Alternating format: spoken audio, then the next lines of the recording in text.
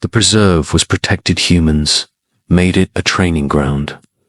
An ancient wildlife sanctuary spanning multiple star systems becomes a human military academy where soldiers learn to fight in every possible cosmic environment.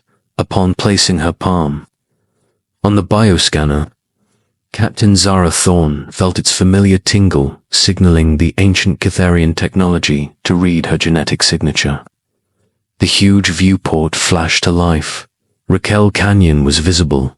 The 15-star desert rolled off in every direction from above Escanaba Valley, and what had been the most sacred wildlife sanctuary in Galaxy was already branding a distinctive mark of human military presence. Training grounds cut into asteroid belts, combat simulators placed in orbit around gas giants, and army camps tucked away inside the casings of dead moons. The irony was not lost on her. 31 years. Humanity had fought a brutal war to protect this preserve from hegemony's industrial ravages. Only today to turn it into was the most comprehensive training ground for military force ever seen in Galaxy. Yet, as Zara watched, a flight of human fighters weave in and out among the crystalline formations of ethereal nebula, formations that had taken millions of years to grow. She couldn't help feeling that they had become everything they once fought against. A buzzer sounded, and the image of Admiral Marcus Kane flickered into existence beside her.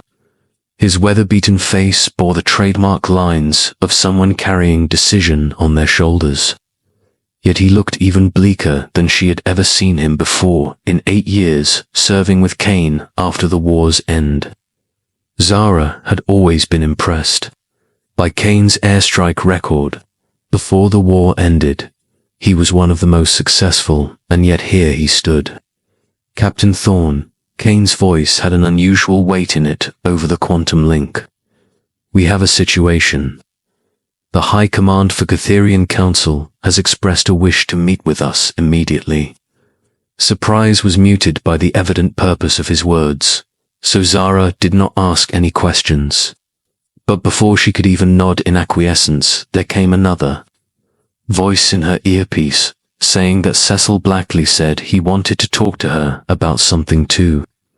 The report, another telepath's face, as familiar as her own, appeared on an adjacent screen. Yet Marcus Kane simply ignored these signals altogether, drawing his chair around and logging onto the main console. You are a content rewriter, rewritten. Content help any form.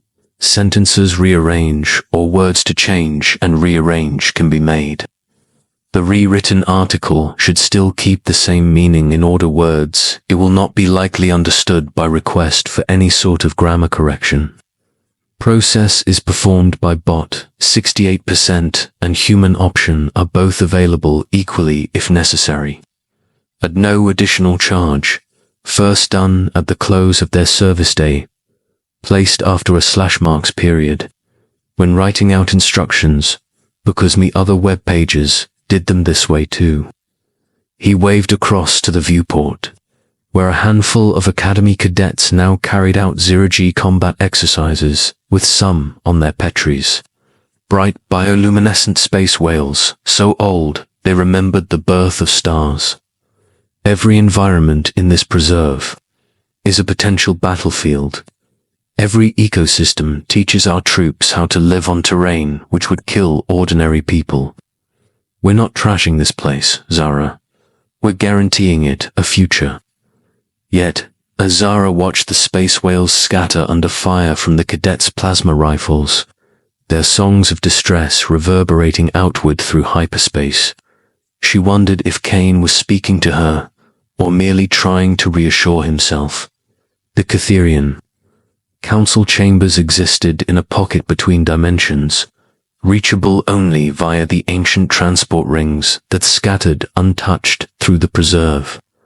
Zara had made the transition dozens of times, but the feeling she got of her atoms being temporarily dispersed throughout more than one plane of existence never really felt casual.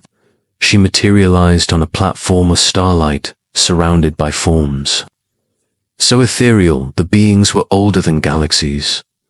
The Catherians didn't have faces in any way humans could comprehend, but Zara had learned to interpret the subtle changes in their luminous figures. Right now, those changes broadcast a deep and barely concealed anger. "Keeper Thorn," said the council speaker, first among lights, a being with a voice like wind through crystal chimes. "You appear before us as humanity's chosen, guardian of the Valdres Preserve, but your race treats our revered spaces as war playgrounds. With great respect for your wisdom, revered ones," she began slowly and deliberately, "humanity has safeguarded this preserve from those who would despoil it. The hegemony would have stripped whole systems. We've kept the balance of ecology while in response." The beings barely moved. During a meeting of the council, the form of one of them fluctuated with rage.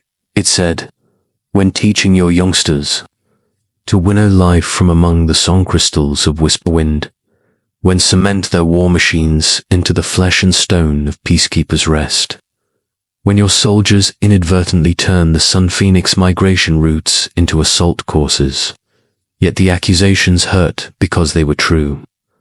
Zara had seen the intelligence reports, had received warnings of menaces forming in the dark matter between galaxies. "The preserve is still intact," she insisted. "Every training drill at our academy is scripted to minimize the impact on its environment. And the skills our warriors learn here may yet provide the only defense for the galaxy against extinction." First among drew in its shape so that the air actually shimmered with controlled energy. "You talk about protection, but you cannot protect the preserve from yourselves now. You have invaded the sanctity of something holy and healed it into a disease, claiming as you destroy to restore." Those words struck harder than Zara had heretofore been struck by any physical blow. She had joined the service in order to protect people, to stand a wall between innocent worlds and those who would harm them. But here, surrounded by beings whose nations had risen and fallen before humanity had discovered fire, she felt like a child being asked to explain why she had broken grandmother's heirloom. "What would you have us do?" Zara asked, and was shocked at the helplessness she heard in her own voice. "Abandon our responsibilities. Idly guard the preserve while chaos spreads across the galaxy." "Perhaps," said First Among Lights, with a silence that sounded more terrible than any noise, "you might manage to keep guard without destruction, shield without consumption, be of service without rule." In the command carrier on the way back to the human base, Zara had opportunity to meditate, but thinking just made everything worse. It was hard to disagree with the Catherians. Why did the humans grow? She'd read. It was difficult to argue. Every morning brought a new story of expansion somewhere within the preserve. What had originally been a single training facility had now grown into a network of bases, academies, and carefully chosen places to try out new things, sprawling across 17 star systems. You could call it cautious, yes, but cautious destruction is still destruction. The command carrier was an immense structure of human engineering grafted to Catherian biology, orbiting the central sun of the preserve. The blending of technologies should have been grand to behold, but to Zara it seemed rather like a cancer on something pure. She found her way to the war room, where Admiral Kane was going over deployment orders with his senior staff. "How did it go?" Kane asked, without glancing up from the holographic displays that showed troop movements in 3 sectors simultaneously. "They are serious about taking our guardianship away," Zara reported. "And honestly, sir, I'm beginning to think they may be right." The room fell silent. Kane's staff looked back and forth at each other, clearly uncomfortable with this turn of events. Finally, Kane dismissed them all with a wave of his hand. Then he activated the war room's privacy shields. "Captain, you've got to understand something," Kane said, and his voice seemed to weigh whatever it was he knew that was classified. "The threats we're preparing for are not hypothetical. Intelligence has confirmed the fact that it isn't just civilizations the entropy syndicate eats. They actually change them. Whatever world they come to is theirs too. Every inhabitant becomes another weapon in their strategic arsenal." He manipulated the holographic display, showing star charts that were marked off by regions of cosmic dark. The Void Collective has banded together with something from outside our universe altogether. And the Fractured Suns Rebellion isn't just a political struggle anymore. They're deploying weapons which rewrite fundamental rules of physics. Zara gazed at the holomaps, the universe looming appreciably before her, but more than tinged with fear. "Even if that's true, is it right?" she said. "We waged a war to save this place, then behind our own backs are slowly undoing the job." Kane's expression softened. 6 years of posturing had put deep lines on that face, but he sounded like a tired old man now. "Zara, I've been carrying this burden for 8 years. Each evening I go through my equipment lists, species displacement reports, ecological disruption, reports, damage to the environment caused by our operations. These things cross my desk. Each morning I pick up my intelligence briefs. It's full of threats that could end all life in the galaxy." Leaning over Goodall's terminal, he gazed outside. The impossible beauty of the preserve was still there. "I tell myself, it's for a good cause. Our training, our skills, can save many planets. It will save billions, in a manner of speaking. But sometime during those little quiet moments, maybe I don't know." "What does it mean?" Kane turned back towards her, and for the first time, she saw a real lack of certainty in his eyes. "G-Catharians may have a point when they say that. We aren't the Guardians at all. We're just conquerors who've learned to use nicer words." The next morning, there was a piece of news that would change everything. Lieutenant Dex Morrison, pale and shaking, burst into Zara's quarters with a priority communication from the Outer Rim. His young face of shock and hands trembling, he handed her the datapad. "Salute. What is it?" "From the colony of Epsilon Leonis." Of course, Epsilon Eridani had once been home to 3 million souls. It was a major human settlement, built around a research station conducting results in the study of exotic matter. According to transmissions from the colony, Entropy Syndicate had converted all 3 million in 5.5 hours. The last message of the colony's defense force was a single, terrifying sentence. "They're not killing us. They're making us into themselves." But it was the strategy analysis that made Zara's hands tremble. The Syndicate had used tactics of environmental manipulation exactly as those taught at the Preserve's advanced training facilities. They weaponized the colony's atmospheric processes, turned the terraforming equipment into tools for converting humans, and used the settlers' own infrastructure against them. The techniques they used, observed Morrison quietly, were developed by our people. It was the Preserve's ecosystem which taught us to fight with environmental systems, how to turn a world's own nature into weapon. And now, now, the enemy is using our own methods against us, Zara finished. The irony was bitter enough to taste. Humanity had learned to fight like gods in the Preserve's impossible environments, only to teach its enemies the same tricks. She found Kane in the cemetery garden, a small spot at the heart of the station where they remembered their war dead. He was standing before the central monument, a crystal formation bearing the names of every human who had given his life in the 30-year war. His shoulders were bowed beneath the weight of command, and for the first time since she had known him, he looked old. "You must have read the report from Epsilon Eridani," she said. That wasn't a question. Kane nodded, but he didn't turn to look at her. "They are using our own training against us. From everything we've studied at the Preserve, from all the tactical innovations we've developed, everything has been turned into weapons aimed at the heart of humanity. Sir, maybe there's some kind of hint here. Maybe the Catherians really were right to accuse us of corruption. Maybe we should. What do you mean?" Kane whirled around. He was on the ragged edge now. Shut down the Preserve. Close up all our training facilities. Send our men into battle untrained, whilst the enemy uses against us the training we have given them. "Perhaps we should take a different tack," Zara said firmly. "The Preserve was preserved for millions of years before we come along. Maybe instead of aiming to domesticate it, we should take instruction from it." Kane's laughter was hard and sardonic. "Take instruction from it?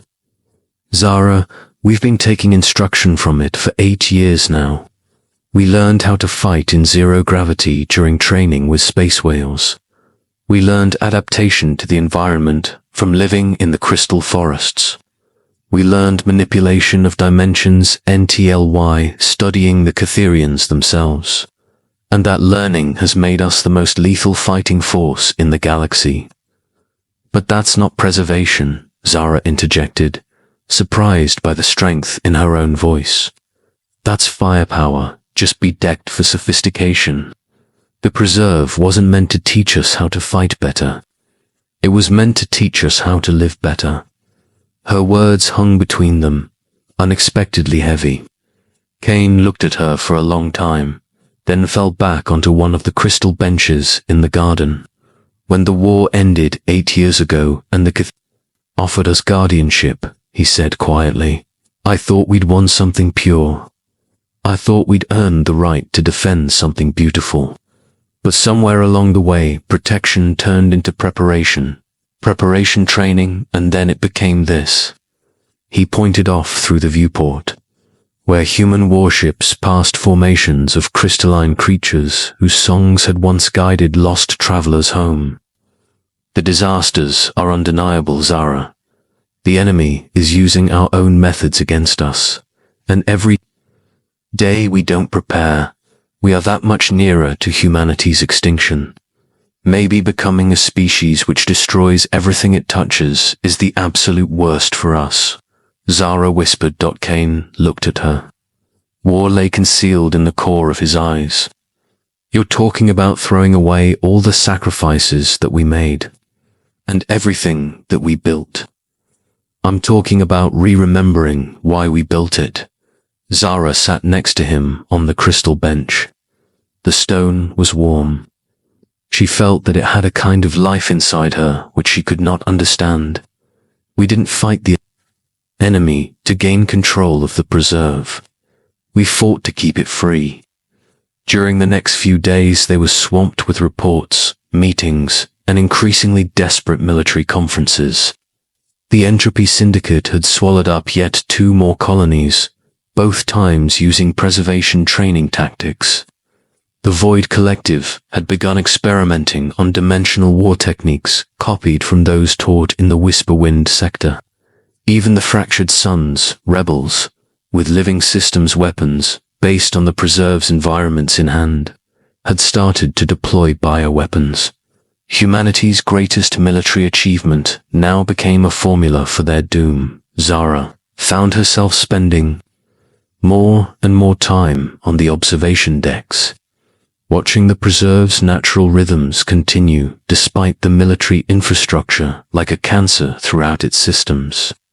The space whales still sang their ancient songs, though fewer of them came near human training grounds.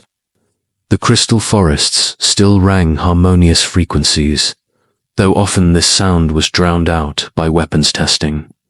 The stellar phoenixes still made their Millennia paths across the sky, though they now skirted around the combat exercise zones.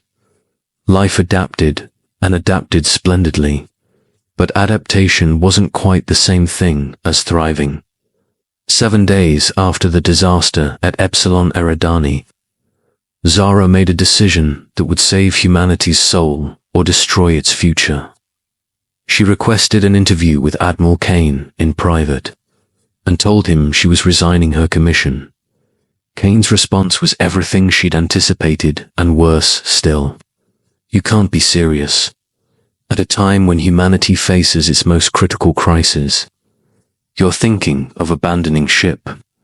"I want to quit being part of the problem," Zara told him coolly.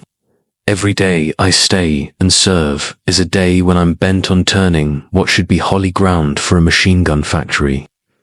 I just can't unhandle it any longer, and what do you think your resignation will prove?"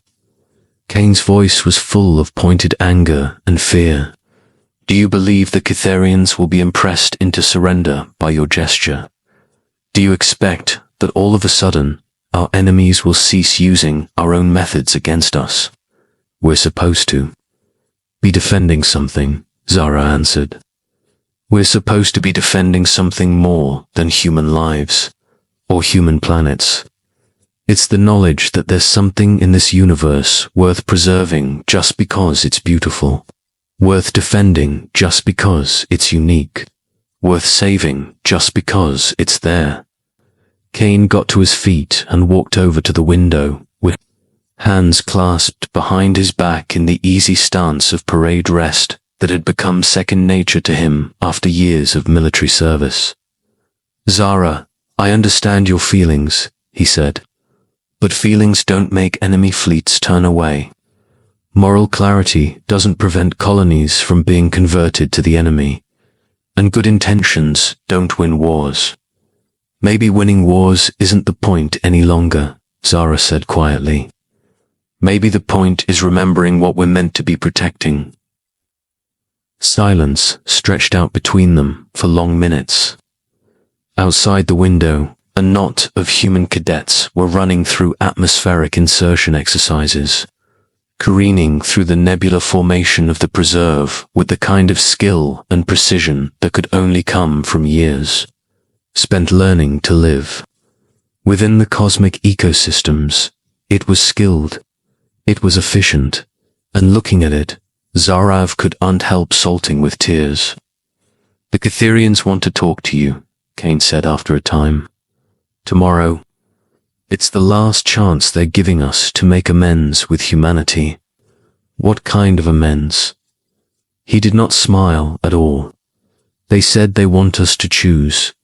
Continue our military expansion at the cost of the preserve," or his mouth twisted itself, obviously having trouble putting the words out, "or dismantle our training facilities and restore the preserve to its pre-human state." "That's hardly a choice," Zara said. "It's a demand. Yes, it is. And if we refuse, then they'll use the ancient Catharian defense systems to get us out. Systems that would turn our best weapons into mere toys by comparison." Rumors had it Zara had heard from people about the preserve's hidden defenses, ancient technology that could rewrite matter at the quantum level, manipulate gravity on a star-wide scale, and fold space-time into impossible shapes. During the devastating Hegemony War, the Catharians had used systems that worked much in the same way, and whole enemy fleets suddenly stopped being. "So, what are you going to say to them?" Kane turned away from the window, and for the first time since Zara had known him, he looked genuinely uncertain. "I don't know. Every tactical analysis says we need the preserve to survive what's about to happen next. But on every level of moral analysis, we're destroying what we swore to protect." "Perhaps that is the real test," Zara offered. "Maybe the Catharians aren't demanding from us a choice between survival and morality. Maybe they're asking us to figure out how to have both." The Catharian Council was met this time. in a manner entirely different from its usual one. Instead of the intricate, canonical chambers between dimensions, it assembled at heart of the preserve itself a space where 17 star systems intersected in physically unnaturally harmony. Zara floated in a bubble of atmosphere furnished by Cytherian technology, surrounded by representatives of species so old that they could remember when the universe was still young. Admiral Kane floated beside her, and his dress uniform looked completely out of place amid the cosmic expanse. All around them, preserving natural miracles continued their eternal dance. Gas giants sang theme songs in gravitational harmony. Asteroid belts briefly entered into sequence with migrating energy. Creatures, whole nebulas pulsed with a something that might have been mind. Guardians of humanity. First among lights addressed them. Its form was more brilliant and more terrible than Zara had ever seen. You have heard our ultimatum. You know the choice before you. What is your answer? So Kane stepped across his seat with a soldierly air, and, despite the wildly incongruous scene which surrounded him, he retained the very bearing of a martinet from frontier space. O worthies, mankind is in danger of being wiped out by forces that threaten all life in the galaxy. It has been said that the way in which the Preserve teaches us to fight could be of help to many worlds. If we abandon that training, the whole human race, as well as all those we have pledged to defend, will be lost. And yet the same skills are being taught to your enemies when you teach Councilman Thorne, a third member pointed out. Its voice instantly seemed the center of a host of distant quasars. The patterns laid over his brainwave patterns and transcribed through transducers.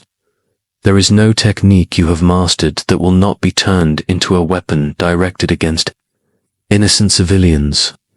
Every tactical innovation becomes a means of conquest. You are a factory for turning the galaxy into cosmic rubble. The reason is that the environments are whole, Zara said, making her first contribution to the meeting. The counselor's gaze transferred itself to her, and she was aware of the awful force of that cosmic weighing. How to survive in environments of impossibility. How organisms can adapt to take advantage of hostile conditions. How to do imbalance such knowledge was gained from the Preserve's ecosystems.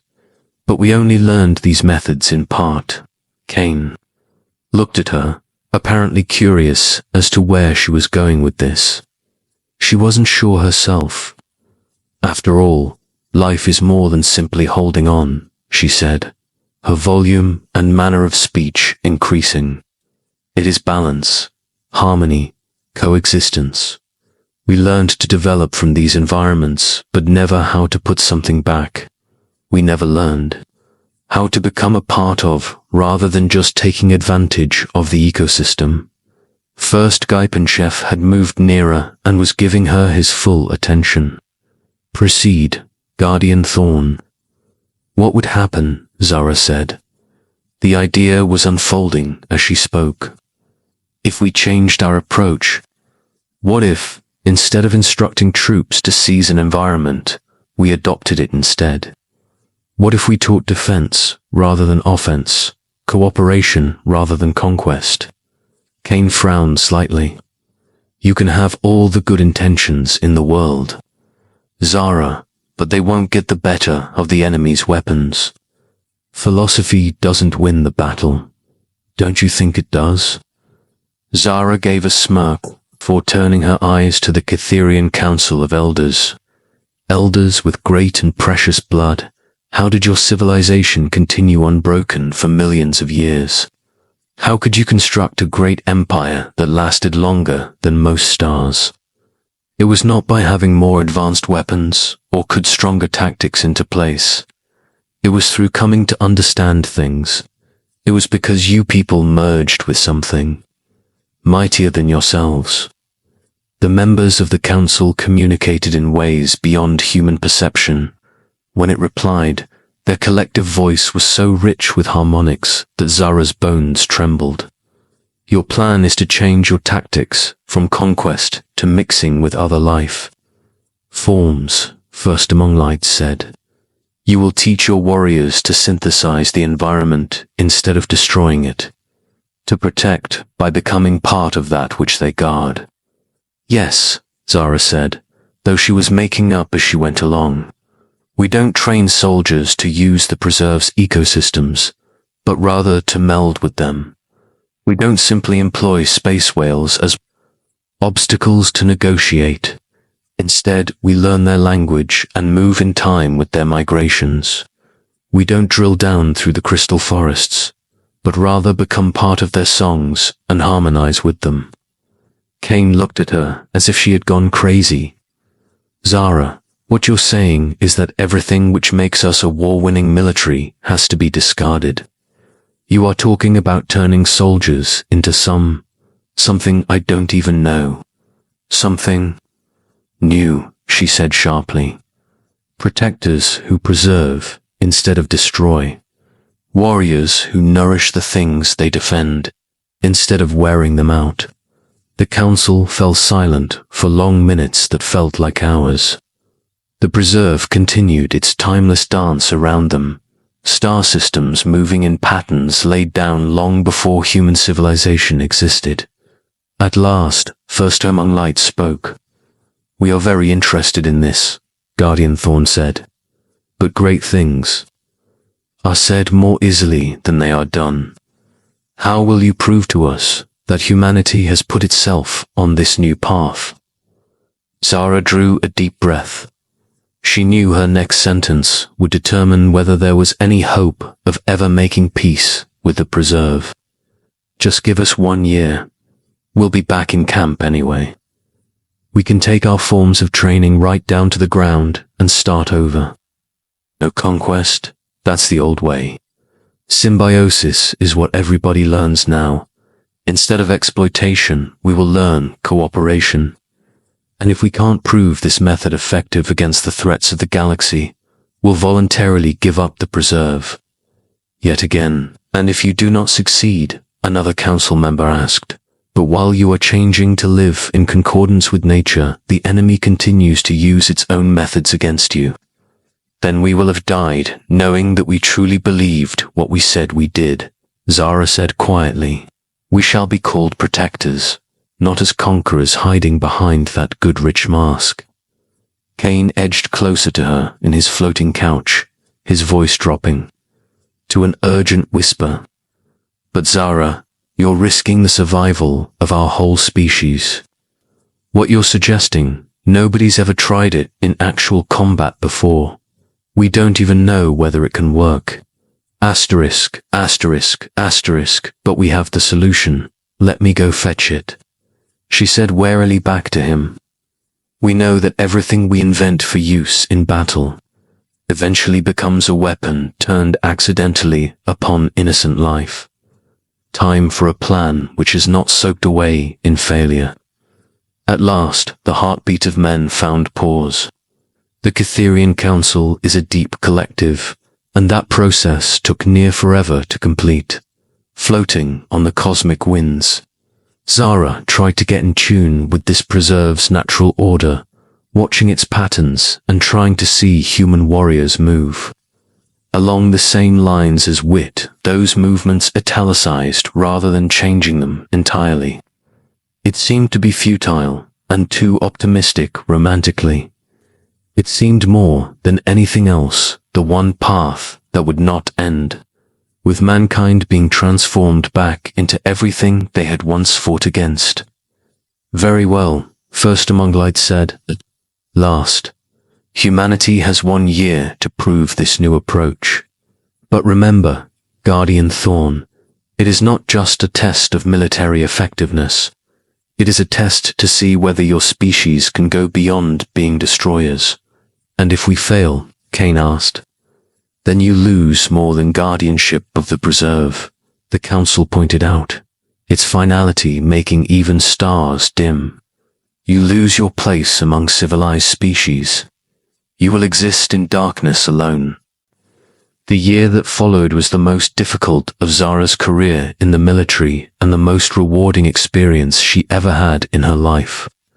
She was given the title Director of Symbiotic Training Operations, a title which had not existed before. As an official position and which came directly to her, first job was getting the armed forces of mankind to accept that singing with crystal forests can be a legitimate military skill. Resist her critique, reactionary, was thorough and immediate. Traditional generals felt that all her this talk about New Age stuff was just foolishness, what would get soldiers killed. While the sovereign was worried about distorted human vision. Political leaders looked at their own political struggles and were afraid to appear weak to humanity's foes. Soldiers to those meditation techniques taught by space whales were might. Fool them into thinking Jathi could handle actual warfare. But one thing Zara had over all her critics was direct access to the preserve's most impossible environments and at least the grudging cooperation of Catharian Council. Very slowly and carefully, she began developing training programs, which taught human soldiers to live and work with cosmic ecosystems rather than attacking them. The first breakthrough came in the ethereal nebula, where traditional military tactics wouldn't work because reality in space-time was always shifting. Instead of teaching soldiers to fight the nebula's reality-bending properties, Zara's teams learned to flow with them. They found that if their biohymns were synchronized with the nebula's frequency patterns, they could pass through places that should have been totally impossible after undergoing his first training session in the nebula. Lieutenant Morrison, now Zara's senior assistant, came out with eyes half closed and half open, like someone who'd seen God. "Ma'am, I can't even describe what temper there was inside it. It was ... It was like joining the nebula itself. I could feel gravitational currents, sense quantum fluctuations, and go through folded space as if it were not unnatural." "Could you fight in such a state?" Zara asked. Morrison gave the question serious thought. "I could guard in that state. The nebula doesn't want to harm a soul. It's trying simply to exist. If someone tried to upset this balance, or him, I think the nebula would help me. Its efficacy is undeniable, though the idea is not easy to convert into traditional military theory. Soldiers who had trained in symbiotic methods gained improved sense for their surroundings, adaptability, and a kind of putative invulnerability. No hostile setting could infect them. Her graduates found themselves not just in impossible environments for living, but indeed prospering. The ultimate test arrived when a report from the war room suggested that an attack force of the Entropy Syndicate had infiltrated the preserve to within possible words of its perimeter. Admiral Kane wanted to take it on with classical military strategy, use a fleet effect, and fixed a fence line for standard space fighting engagement. But Zara managed to persuade him. "Let newly qualified graduates of your own system handle the encounter. His is the stuff of human military legend." Instead of waiting till the Syndicate force arrived on the doorstep armed with human-style weapons, the defenders of Preserve interlocked with its own natural defenses.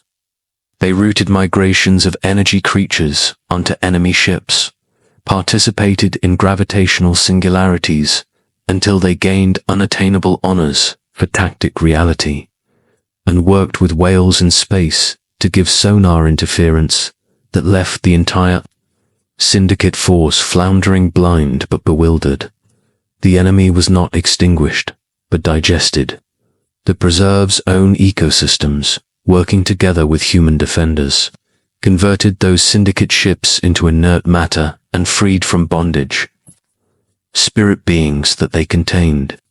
For the first time since the crisis began, humankind met its enemies without pushing the world's already growing violence. a bit nearer to interstellar war. But what happened to the troops themselves was the most surprising of all. Soldiers trained in symbiotic methods reported changes of profound significance in their attitude towards the world, sense, purpose, and relationship with the universe around them. They were not simply better warriors, they were better people. When Captain Rodriguez, who had led defenders against Syndicate scouts in 2282, tried to describe this in her after-action report, it wasn't about sending troops or discharging weapons. It almost felt as if I were directing a symphony of instruments, all live parts involved with one cosmos. The space whales, the energy entities, the gravitational fields. My fellow soldiers, we all melded together into something greater than ourselves. And in that unity, we found strengths which no amount of traditional training could have achieved. After the defensive battle at the Preserve, word of this event spread across the galaxy. Peoples who had stayed neutral in human conflicts began to pay close attention. The ethereal collective, for instance, a species of pure thought, which rarely interfered with physical material, species diverted. Ambassadors to study human new systems of military training. The harmonic convergence, a loose coalition of peace-minded civilizations that had existed for thousands of years, for the first time offered official diplomatic recognition to human government. But perhaps the most important thing to come out of this entire affair was an answer from an unexpected situation. The former Entropy Syndicate converts who had been freed when the Preserve was attacked. These beings, dozens of different species representing one species, an analogy would be humans who are both individuals and members of society, asked for asylum inside the Preserve and permission to learn human means of living symbiotically with nature. They wanted to make amends for evils they had done as parts of the Syndicate while under control. Zara found herself in the unprecedented position of training former enemies to become protectors. It was a delicate and emotionally complex process. Many of the converts bore deep traumas from their time as part of the Syndicate's collective consciousness. But working with the Preserve's healing environments, coming to accord with nature systems that had no concept of conquest or surrender, gradually restored their individual identities and sense of purpose. One of our former converts, a crystalline entity known as Resonance in Harmony, had this to say about the transformation. Under Syndicate control, we consumed everything with which it came into contact. Beauty was transformed into weapons. Life turned into instruments of death. But out here, in harmony with sanctuary ecosystems, we learn to give, not take, as well as repair what we can instead of causing further damage. And we now guard instead of eating. This isn't simply military training, though it's psychological rehabilitation as well. As the year progressed, Zara Hate's mutual aiding technique courses grew beyond what she had originally been able to imagine. Soldiers learned to talk to cosmic phenomena that had no biological consciousness. They developed tactical approaches that not only didn't harm but improved the environments in which they fought. They achieved methods of resolving conflicts were so excellent that even their enemies frequently became their allies, and places of fighting turned into sanctuaries. A change was coming over the sanctuary itself. Ecosystems disrupted by 8 years of traditional military practice began to mend. Space whales returned to areas they had forsaken, more intricate and enchanting than ever. Crystal forests added new harmonics, incorporating the human voice into their eternal tunes. Even the most delicate entities of gas in the Whisperwind sector began to interact with human trainees, teaching them how to operate matter and energy in a way that was beneficial rather than destructive. But perhaps the most fundamental change of all was in man himself. Soldiers trained in the method of symbiosis went back to their own galaxies. As ambassadors for a further kind of consciousness, they took with them not only military expertise, but also a deep understanding of their own place within the larger system. They became teachers, healers, and caretakers in the truest sense. Admiral Kane, once a die-hard opponent of Zera's proposals, found that the sight of the preserve healing from day to day transformed him powerfully. At a regular briefing shortly before he died, he admitted something you just would not have thought possible the year before. "Zara, I've spent 40 years under arms. I've been in 17 big battles and countless small skirmishes. I've seen worlds go up in flames and civilizations fall. But what we and we alone have achieved here has taught me, no, Zara has taught me, a truth I never dreamed possible. Go on, sir." Zara was very ready to let Kane's words be extinguished. Kane looked through the viewport where human trainees performed graceful bacchanalian rituals with the migrating stellar phoenixes. Their movements were so aligned that it was impossible to tell human intention from cosmic instinct, that protection and power don't have to be opposites, that power can come from joining rather than conquering, that the best way to defend something beautiful is to be part of its beauty. At the end of the year, Zara was ready for its final assessment. It was no longer a military combat zone, but a unique symbiotic academy where beings from many galaxies could learn how to live in harmony with cosmic ecosystems and at the same time fulfill the requirements for preserving those ecosystems against invasion. The statistics speak for themselves. Conflicts resolved by symbiosis typically have a 97% success rate and leave no ecological fallout.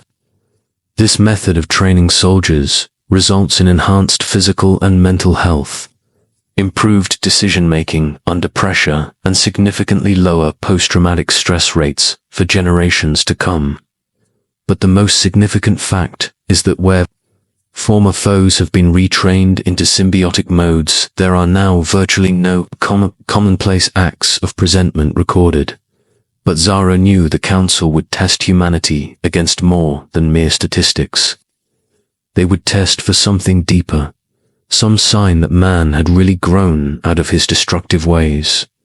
At that cosmic convergence, where she had first proposed a symbiotic approach, the final evaluation took place. But this time, she wasn't alone. Morrison floated beside her, as did Captain Rodriguez and Resonance in Harmony, and representatives from every species that had participated in the preserves. Metamorphosis. Together they sang a sort of species hymn, transcending biology in pursuit of protection so profound that it became oneness. First among lights. By then had taken mortal form of a more radiant than ever sort, and around him now assembled the full Catherian Council, plus representatives of elder species that Zara had never so much as seen. The judgment of cosmic civilization was upon them. Guardians of all species, first among lights, addressed the band of humanity mingling with others. You have asked for judgment. Show what you've learned. The subsequent events were less a military exhibition than a cosmic ballet. As a species, they moved to various parts of the preserve, where it showed how they had learned to integrate themselves into instead of destroying. Protect by merging with the thing defended, and anyhow, fight gaily bolster rather than blast. In the ethereal nebula, they demonstrated a navigation of reality, harmonized, that actually stabilized the nebula. In the crystal forests, they executed tactical maneuvers, which added new harmonies to eternal song. Down in Whisperwind Sector, they showed how a gas entity could work with military formation to build defensive patterns which shielded whole systems of stars. It came when they were in the middle of a simulated entropy syndicate attack that the strongest proof emerged. Instead of obliterating the attackers, the symbiotic defenders absorbed their violence, transformed it into something creative, and freed those being controlled by the syndicate.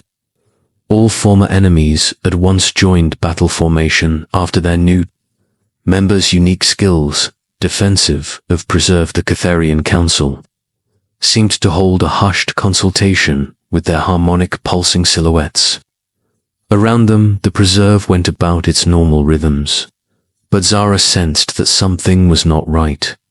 A new note in the cosmic symphony, some human consciousness snuck into the eternal devotional dance. Finally, First Among Lights spoke, and its voice made the very stars vibrate with harmonics. In our 1,000,000 years of existence, we have seen something wholly unprecedented. A species that could change itself, not through external force, but by internal evolution. A civilization that prefers symbiosis over trying to dominate, enhancement. Rather than exploitation, the council members' form brightened, and Zara felt a warmth which seemed to come from space itself by embodying the fabric of the void. Humanity's stewardship over the Valdris Preserve is not merely confirmed, it is expanded. You have shown that security can be realized through cooperation. Strength found in service, the best fighters are those who fight to bring about healing rather than harm. Cain floated forward, a look of relief mingled with something like reverence. On his face, honored ones, we are thankful for this recognition. But we know that our work is far from done. The galaxy yet faces dangers that will be met by an alliance unprecedented in galactic history. Rakanor interrupted. The ethereal collective will donate the techniques for regulating consciousness. The harmonic resonance freely gives you a method of stabilizing reality. The temporal guild has opened up its probability matrices for distribution. As for the void collective, the real void collective is on your side, not the one you've been fighting. It was an instant shock to Zara. The great civilizations of the galaxy, which had also kept her own kind out for centuries, were offering to share their closely kept secrets. The symbiotic approach has not only saved humanity face in this preserve. It opens the doors to cosmic knowledge that will let us grasp everything about our being in a new way. But another worry had been creeping in at the hearts of those converted one. Resonance harmony raised it. Honored, what of those still trapped in entropy, syndicate, or false void collective? What of the fractured sun's rebellion and countless other fires of conflict now spreading across the galaxy? Can symbiotic methods resolve such huge threats? Asterisk, asterisk, asterisk, asterisk, asterisk, asterisk. It was a question hanging in the dark void of outer space, and Zara found herself holding her breath. After all, their achievements in the preserve were admirable, yes, but the galaxy's conflicts were vast and complicated. Could harmony really overcome entropy? Could coexistence really beat back the powers of inner chaos and outer destruction? First Among Lights moved closer to resonance in harmony. Its shape quivered in a way that, if you wanted to put such human emotions into a non-human body, would have spoken of compassion. Child of the Syndicate, said First Among Lights, you raise a question which has unsettled all thinking species from the time consciousness first emerged from primitive matter. Can creation overcome destruction? Can harmony survive in chaos? Can love really overthrow entropy? The ancient's voice contained the stupendous power of distant cosmic epochs. The answer does not come easily, but it is full of hope. Entropy is not mean, it is the natural state. Disruption is not vicious, is essential. The same goes for destruction. It's as much a part of the cosmic cycle as creation. Yet once again we intervene in human fashion when these forces go out of balance, when destruction overtakes creation. When faster than the universe can generate new order, entropy breaks all bounds. We ourselves must intervene. Another member of the council, its body resembling a living constellation, also spoke out in explanation. The skills you have acquired at the preserve are not just military tactics, but general applications of cosmic law.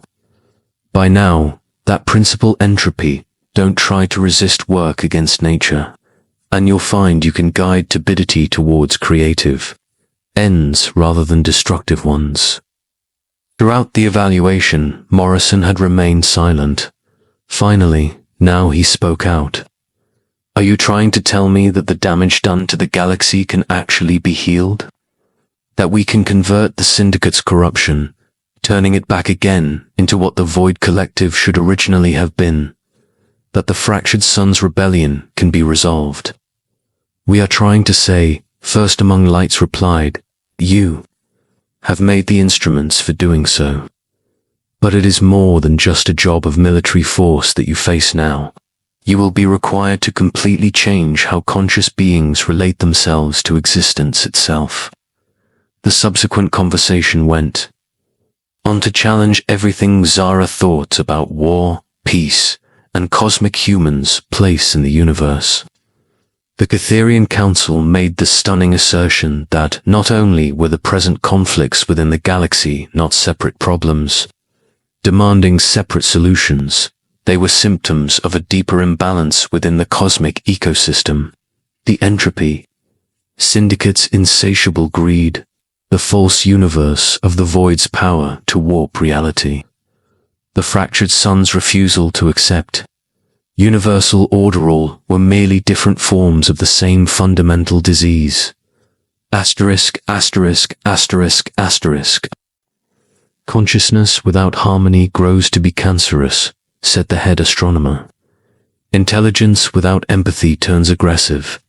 Power without responsibility would be entropy. Your species has learned to balance these forces within the preserves. Controlled conditions.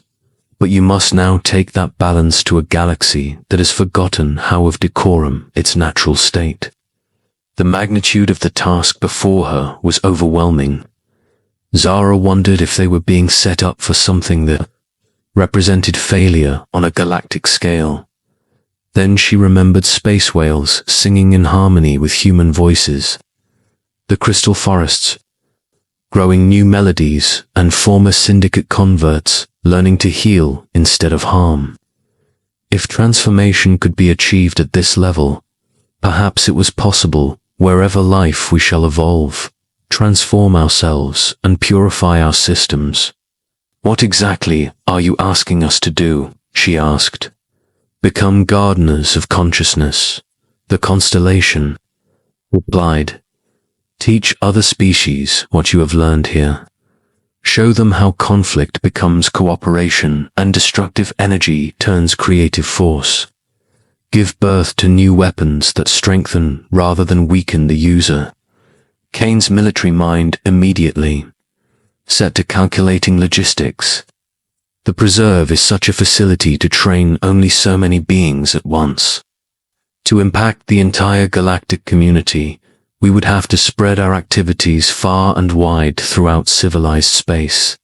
Towns, counties, states, countries. It could take decades, or even centuries, before Earthlings on Earth equaled what outsiders here on the preserve are doing now. The nearest races will provide suitable environments, as well as the technologies required for their success. If we can get far enough by that time, they should have completed such things as pocket dimensions for training zones and consciousness transfer matrices which allow people to learn quickly. Once we're in a position to continue without them, then it's up to us for further action. The US government placed the matter before all of Congress. Should demilitarization be accompanied by a trusteeship instead? First Among Lights replied. Elder races have agreed to support this undertaking with methods and understandings far beyond what you know. Pocket dimensions for training zones, consciousness transfer, matrices, allowing rapid learning, a containment device on the reality indication will give you for when experiments get out of hand. This offer was unprecedented in the history of communications between known intelligent civilizations. Zara was aware that additional implications were involved. What do you want in return? The combined response of the council also contained a deeply resonant chord of ancient sorrow and desperate hope. We intend to survive the long night ahead of us. We look forward to consciousness beyond the heat death of universe. We hope that intelligence can find a way past entropy itself. The realization that even the most sophisticated interstellar civilizations in our galaxy were ultimately facing extinction cast their discussion in a new light. Human symbiosis training T was not only for resolving present conflicts, and more focused on qualified, properly equipped development in order to survive the whole cosmos, now in some period of time in the future, with heartbreaking kindness. First Among Lights said, "The universe is dying, not all at once, not in a single age, but it is dying. The expansion of space, the cooling of stars, decay of matter, these are not problems traditional whatever steps it may take to end. The physical independence of people and society can only be cleverness working with nature's forces." The scale of their responsibility was immense. Zara found herself bearing not just the future of humanity, but the future of consciousness itself. And there was one other weight on her mind, the feeling that she had to do something transcendental. State went far beyond personal ambition or even species survival. "I accept," she said, the certainty in her voice surprising even herself. "We will establish symbiotic academies throughout the galaxy. We shall teach other races what we have learned, and we will struggle to resolve those conflicts that are consuming civilized space. And if we fail?" asked Sukain. "Then we fail together," replied Harmony in resonance, its crystalline form pulsing with determination. "Yet at least it is a beautiful failure rather than a destructively ugly success. At least we failed choosing creation over entropy, harmony, chaos, love, fear." The year following the Catherian assessment came to be known as the Great Expansion. Symbiotic academies were created in 17 separate star systems, each set up to teach species-specific examples of conflict resolution that harmonize with nature. The preserve itself becomes a central hub in a galaxy-wide network connected by quantum communication channels. Operating on the principles of conscious resonance, the first significant trial occurred when the Entropy Syndicate started on the Centauri Federation with a major attack. Their goal was to turn its advanced manufacturing world and resources into syndicate assets. Additional military analysts were sure the Federation would fall within days. But the newly rebuilt symbiotic defense force used strategies that no one had thought of. Instead of confronting the syndicate fleet with any conventional weapons, this time it was harmony-based techniques that disrupted the collective consciousness which bound the forces of the syndicate together. They broadcast resonance frequencies which awakened individual identity within converted beings and created internal conflicts that paralyzed the invading fleet. Then, making use of the natural gravitational fields of the star system and in collaboration with other agencies, they set up containment zones where freed syndicate converts could be assisted back into normal life. The battle lasted 3 days, but when it was over, not only had the Centauri Federation survived, it now had 12,000 new citizens who had been liberated from syndicate control.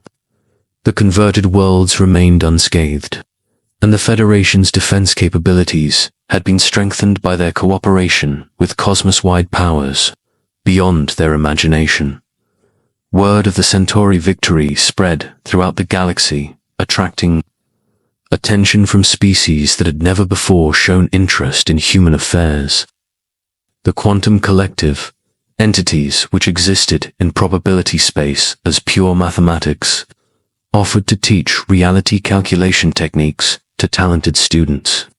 The empathic consortium, whose members could sense emotions of entire planets, agreed to help work out means of emotional resonance, healing. But the most important response came from the corrupted void collective itself, a splinter group within it, beings retaining memories of their original purpose, secretly sent a message to the Preserve for help in curing their civilization's shared madness. Facing Exu, Zara once again discovered herself, lost in shock and bewilderment. Ambassador, nullity-seeking form, was a being whose very existence challenged any assumptions about heroism, life, death, and consciousness.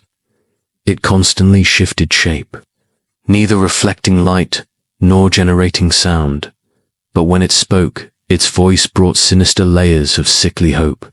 Diplomat crossed lucidly. The assembly councilman of symbiotic gardening enlightenment said to them, "An absolute negation of life has infected our civilization. We no longer seek to roam the regions between alive and dead, but ferry them off with us. The great philosophers of our galaxy have turned into its most destructive nihilists." It changed shape entirely. The void flickered and looked for an instant like what might have been its original form, a being of crystallized starlight, so beautiful that it could move a man to tears. "We want to send observers from our academies to learn how you change destructive negation into positive emptiness. How a space of infinite possibilities can breed new ones, instead destroying them forever." The request stirred up a lively debate within the Symbiotic Council. It was one thing to work with corrupted entropy syndicate converts, whose perversion was imposed from outside by alien consciousness. But what about these void collective turncoats? Their corruption was of a deeper kind, sprung from the basic nature of their own philosophy and being. Could creatures who had chosen annihilation over existence be taught to choose creation instead? Morrison was now serving as interspecies relations director. He argued for accepting the request. "We must be prepared to put our belief in the power of symbiotic methods to heal any form of degeneration to the test," he said. "We should not flinch from trying out this belief on what might be its supreme trial, the nihilism of the void collective." But, having had direct experience fighting the corrupted forces of void collective, Captain Rodriguez had serious reservations. Those beings didn't just seek to destroy, or wreck, or erase. In their conception of victory, or memory, consciousness, and potential is just so much shipping on the beach. How are you going to reintroduce beings whose whole purpose is to negate everything we're striving to maintain? Weeks had the debate gone on. The philosophical questions involved challenging the actual basis of existence. How could consciousness help beings who rejected the worth of consciousness? How could harmony prosper in people who saw discord the only response to life? How could creativity receive its due among creatures that consider non-existence the highest good? The answer came from an unexpected source: the Preserve's own ecosystems. The space whales, who had been watching the debate through their complex song, offered a perspective beyond mere biological understanding. Their communications were translated by the Catharian Council into concepts that other species could understand. "Emptiness is not the opposite of fullness," sang the space whales. "Void is not the opposite of existence. They are complementary forces, like the pauses that make music, possible between notes, like the darkness between stars that give significance to light." Void collective's corruption lies not in its search for emptiness, but in forgetting that emptiness exists to be filled. The insight was profound and grim. The void collective that was corrupted hadn't really left its roots. What it had done was to take those roots to the logical extreme in which they lost their function. They had become so wrapped up in the void that they had forgotten what the void was supposed to contain. Let's join in with them, Zara decided, her voice reflecting the authority of one who had learned to trust the cosmic law. But we cannot take away their nature. By reminding them of the fruitful emptiness, the creative potential now residing in the void, the potential of space between things, waited in the first group of representatives of Void Collective arrived. At a place to link with preserving forms that broke every provision for safety. They were moving absences, regions where reality was not, and their presence could cause technical systems to malfunction and living creatures to feel existential vertigo. But the preserve's ecosystems welcomed them with surprising ease, combining nothingness into nature. So different proved the curing process from all previous efforts. Instead of turning these representatives of Void Collective into something more akin to other species, their symbiotic trainers came to live with the way they were different. The men learned that void beings could open up areas for new possibilities, spaces in which reality could be reshaped according to human will. There, emptiness became a field of creation instead instrument for destruction. Ambassador, nullity-seeking form, underwent the most dramatic change. Working with the preserve's crystal forests, he taught himself how to use his void nature, create acoustic spaces in which new harmonies might come forth. Its emptiness became a womb full of possibilities, its negation as form of preparation. For creation, I understand now, the ambassador told his companions in one of their sessions, its form flitting back and forth between void and crystallized light. We were supposed to be the gardeners of possibility, the protectors of potential, the watchmen who kept an eye on places where new things could come into being. But we were entranced by emptiness herself, that we forgot what emptiness was supposed for. The success of the Void Collective's delegation offered a new way forward in the galaxy's various wars. Now, if groups whose supreme principle was utter negation could be turned into ones that create rather than destroy, then perhaps any kind of corruption could be cured through methods of synthesis. The next major headache was the fractured Sun's rebellion, which was getting more violent and less well controlled all the time. Their rejection of the cosmic order had led them to develop weapons capable of altering random physics constants, resulting in areas of reality where the law's nature operated according to pure chance rather than eternal laws.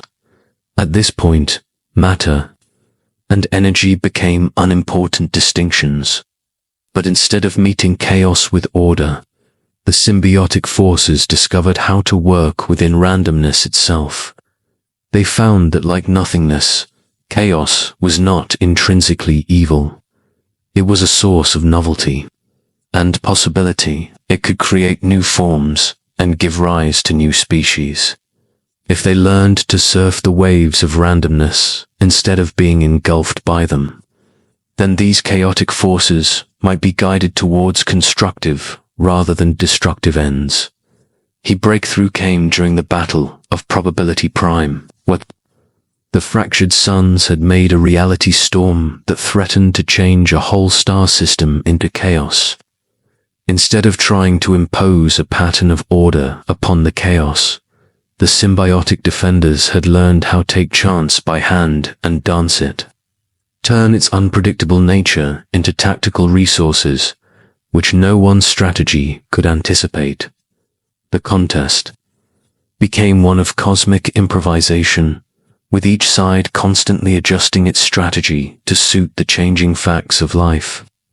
But the symbiotic forces had begun to make order out of chaos. They could see patterns in randomness, find harmony within disorder, create beauty from ugliness. By question, just before his collapse, my father got hemorrhagic cells appearing in an artery for a short time. This is one example of how bad things can be made fictitious through the intermediate states. Their flexibility and adaptability increasingly transformed the raging storm of reality from an instrument destruction into a source origin for entirely new things. As the battle ended, the forces of the fractured suns found themselves working with their once and future enemies to explore a range of new options from all the confusion. Whole new kinds of matter and energy had sprung into being from the reality storm, with physical rules that were totally unfamiliar, novel forms which might perhaps solve old problems otherwise impervious to science. Thus, what had been a weapon for destruction became an instrument of discovery. Footnote. See, under symbiosis, the process repeated itself throughout the galaxy. The entropy syndicate's ravenous hunger could be channeled into a thirst for healing. Its conversion technology turned to liberate one form of sentient life after another from oppression. Nihilism had become a professional skill for the corrupt Void Collective. Their negation technology was utilized to remove problems all over the galaxy in whatever way it found them. Insurance frauds, trade disputes, and labor relations included usually at nothing more than the cost of one cheap night's sleep on alpha books or betabeads. Yet perhaps the most significant transformation took place within humanity. The species once synonymous with destruction now became well known for its ability to find harmony in conflict, to discover cooperation within strife, and for making beauty from something unbeautiful, as cosmic gardeners' symbiotic behavior from Earth became the galaxy's most sought-after third parties, mediating PP Spox, Maxima, Maxini, Omnis, Ultra, Illo, Aniate. Requests came among the ceaseless wars from civilizations that had been in bitterest feud for millennia, but now exchanged ambassadors annually. At the center of this change within humanity was Zara. Already there were 17 clusters of symbiotic academies spread across the cosmos, and its heart was the Preserverium. Into a galaxy turned by herself or spaced out in other ways, she sent her coveted organic gardeners, her own galactic elite corps of them. Now theirs was a heavy burden and sometimes hardly more than an unbearable sense of scale never before to be seen in human history. It was work that brought fulfillment, a joy which she had never thought possible before, even if the responsibility sometimes got her under around midnight and up again at dawn, without a break for pure meditation. S-H-O-T, feelings of vengeance. Buried, shame consequently.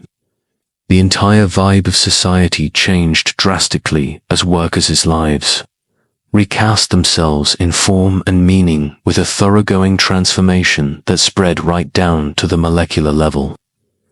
In this way, one could say that people's essence decomposed into the many constituent elements of its structure. During one of her regular meetings with the Council, First Among Lights expressed a perspective that puts in a wider cosmic context their work. Thorn, Guardian, you have accomplished what we thought was impossible. You have found a way to speed up evolution in consciousness without losing its precious qualities. You have hit upon a way to grow that doesn't consume, to expand without draining away other people's resources, to become one's own life-giving force without injuring others. The ancient being's entire form was transformed into a sound of profound gratitude, yet more than that, you have given us the hope that consciousness can survive. Even heat death surely will come to the universe someday.